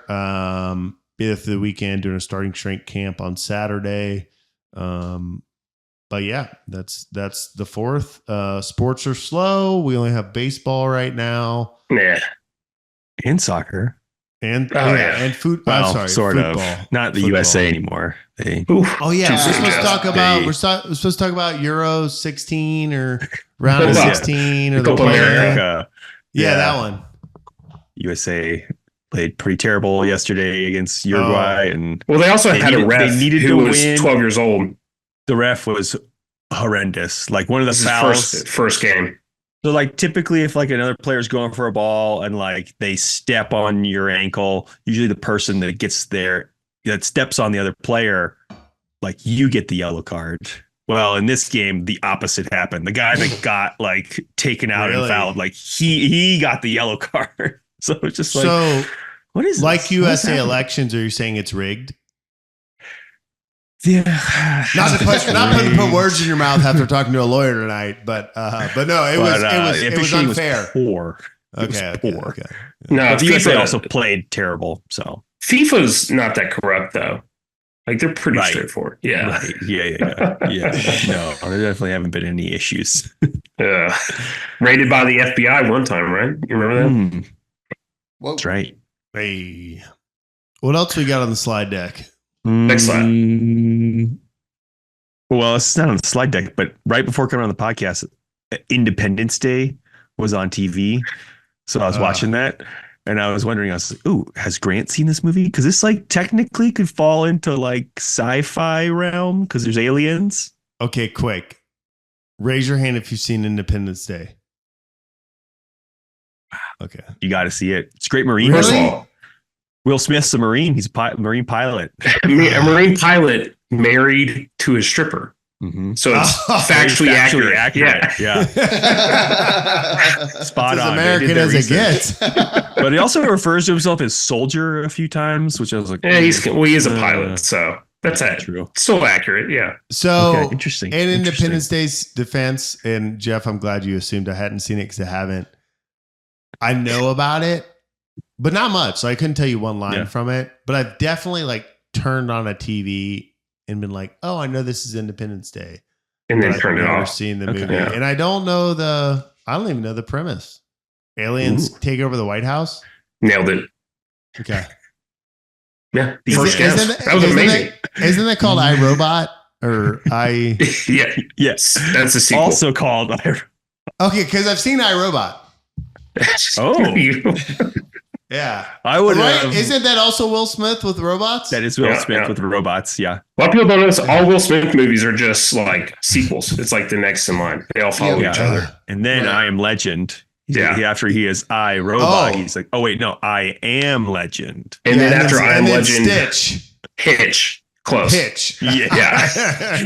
Sorry. So then Lilo and Stitch. After the zombie apocalypse movie, he goes and starts a dating service. Yeah, with Kevin James. Yep. Yeah. That's a good movie. To repopulate the earth. Jeff hates that movie. Hate that movie. Why? I had a roommate in college. My first roommate. Auburn or Emerson? At Auburn. And this was like when Netflix was through the mail still. And he would like Netflix movies. And he would watch them for an extended period of time over and over. But Hitch was one it seemed like he had it for 2 months. And every time I would come back to the room, it was on and he was watching Hitch. So I've seen that movie probably about 400 times. And so I'm just, I know Jeff hates that movie so much. Every time it's on, TV, I'll send a text him. photo. I'll text him and be Yeah. like, hey, Jeff, by the way, Hitch is on TV. Don't watch this. Yeah. Oh, He watched it so much. And Varsity Blues. Don't hate that movie quite as much, but he also watched Atlanta. Varsity Blues many times. Yeah. I mean, that checks out Auburn, right? That's right. Yeah. Well, Yeah. I think at this point, Trey, you bring us in for a landing. You time to wrap this up? I mean, unless Jeff's got a saved round or an alibi. Any save rounds? What's going on? I'm not gonna be able to make it. What's going on in Northeast South Dakota coming up? Oh, Western Northeast South Dakota. That's it, We got yeah. a billboard up. The Strength Co billboard is up in Yeah, Aberdeen, South Dakota. It's up. If you want to talk about bad placement, you're going to have to be standing on a 12-foot step ladder in order to take a good photo with that thing. But it is up. We got our first billboard, and it's up in Aberdeen, South Dakota. So we head out there on the 18th, visit the Black Hills, meet up with Connor, see Mount Rushmore, and then drive over to Aberdeen. Meet is on Saturday the 20th. Are you competing? I'm competing You're doing bench, the bench, right? only. Yeah, bench only. Do you have a number in mind? Yeah. Or you don't want to let the cat out of the bag and let your competitors No, know? You want to yeah. I'm a game the bench game. close to your chest. I'm Yeah. a bench, literally. I'm a bench specialist. So my bench PR is 380 touch and go. Okay. I don't even know what my comp bench is. Yeah. It's more than 350. It's less than 370. It's Okay. kilos. Like, what is a kilo? It's 4th of July week. Oh no. So I will probably do like 335 for an opener, whatever that is Okay. in kilos, and then like 355 for a second. And I feel like those I can very confidently pause and press. And if I'm real honest, Gino is calling the event, Ooh. Hey. and the Strength Co plates are being used in the warm-up room. So what I will probably do is make a scene. Of course. If the Massonomics guys don't have a problem, because I don't want to ruin their meet, but I want like in my mind, Gino says something like, "This is the owner of the Strength Co. He's from Alabama." I know I'm not from Alabama, but Grant Get from ready for the Alabama, lift off. and he doesn't want to lift these Chinese plates. He's calling for 382 and a half of American iron. He knows he'll be disqualified. He's doing it for his country. Give it up for Grant. I love That it. sounds like that's a good Captain love Jack it. Gino right there, man. Yeah, Yeah, that was good. Then I'll probably fail it. But I feel like maybe my last attempt, I asked for American Iron. No, but so forget the theatrics aside. If I could hit equivalent in pounds of 370 or above with a pause, I'd be super happy. That's it. It's pretty good to Yeah. go. Yeah. But I might actually ask for like 382 and a half and just touch and go it and it not count, but it'd be Strength Co iron. And Yeah. like, Yeah. that could be cool too. But it does count. I mean, it counts to It me. does. That's actually all that matters. Yeah. But it does count. But I have been lifting in my shoulder, so I've been benching heavy, and my left shoulder's been hurting. Not bad. Just, But like, yeah, I went to Uh-oh. low bar the other day. I was like, oof. If I need a big bench, I definitely can't low bar. So I was like, back to the Mars bar. But yeah, I mean, if I do 350 plus, like I'm super happy. If I That's do awesome. 370 plus, amazing. But yeah, I did bench only. I didn't know they offered that because I thought, well, I have a booth and I have shirts and I have hats to sell. And so I don't want to, and collars and like whatever, like, and I want to talk to people. Like, I don't want to like squatting and deadlifting is so much stress. Like the amount of like, all and day it's long. all, if you do all three, it's all day. Yeah. And like, don't get me wrong, my shoulder, like my hips don't hurt right now. My back doesn't They don't hurt lie right now. either, yeah. Knock on the wood. Only my shoulders. But like the bench press, it's like very, hey, go warm up the bench. Like, and it's like Yeah. maybe an hour I dedicate to lifting versus 9 hours. So Yeah. bench only. But yeah, we'll be there for, I don't know, 3-4 days. Should be fun. Connor, Ron, Diana, myself. if you're listening and you're coming to the event, we'll offer free shipping on stuff if you buy it there. Nice. So that's a good deal. Lift Are Hard, those Live Easy Classic trucker hats? Are those gonna be there? Those new ones? I saw you posted Yeah, the about new those. trucker hats are there. The embroidered ones are there. Nice. We sold out the Lift Hard, Live Easy Classic hats. I think we had 50 at the Arnold, and we sold out. When I say sold out, we mean the 30 we put on the table sold out, and we didn't realize we had a box of 20. So there's like 20 of those left. So basically a collector's item. We got 50 pairs of collars that say Lift Hard and Live Easy. The lever clamp design. They're red and engraved in. And then we'll have probably 100 shirts or something. So Love it. Yeah, should be fun. Be a good time. That's been Saved Rounds, brought to you by Massonomics. Massonomics. Oh wait, have you guys listened to the song? Oh wait, the Massonomics song or the Straight Up Go one? So there's two. So are those the lists that you've been been sending and that look like it's going to be a virus picture that I don't want to look at? Yeah. So there's this thing. Do you know about this? No. Sunos, no links. SUNOS. No. It's gonna put you out of a job. Okay. On every front. To include your musician front. Let's go. So you load it. You load it with words good, and tell it a style, and it makes a song. So we're watching, and we'll close with this, and then Trey will take us for landing. But we're watching YouTube the other day, and we were watching the Massonomics video with Build Fast Formula. Like there's like a lift off in their gym. And Diana's going to kill me for this, but I'm going to say it anyway. So it's playing and they're like all lifting, and all of a sudden there's like this background music, but it's not background. It now becomes foreground music because it's like B-roll. And it's like Massonomics lift the weights. And Diana goes, this song is so, can I say gay? Yeah. Yeah. Gay. And I go, happy. Yeah, happy song. It's July now. You can say it. But she doesn't realize they're saying Massonomics. And I was like, wait, they're saying Massonomics. And I'm like, wait, what? And so I start texting Tanner about it, and he writes me back like, check this out. And they have this song that it's like, I can't sing it. I'm going to butcher it. But I'll just get to the chorus, the part that I like. Go for it. It's like, what would Huck Finn? And I asked myself, what would Huck Finn do again? My strength coat plates are made in the USA. And then it keeps going. And it sounds like the most generic country song that you'd hear in like any country bar that's not a country bar, that's not a real country song. But then you listen to it and every sentence is like niche.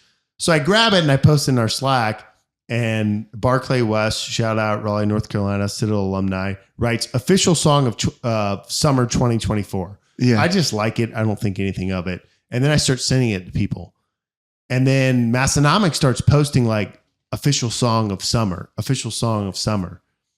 And so then they posted something yesterday that said official song of summer. So I go back. I was like, someone said this before they said it. I went back in the Slack and I zoomed back, and it was like right as Tanner had sent me this song before they had like marketed anywhere. And I screenshotted the date, which was like June 17th. And I circled official song of summer 2024. And I sent it to him and I said, did you say this before that date?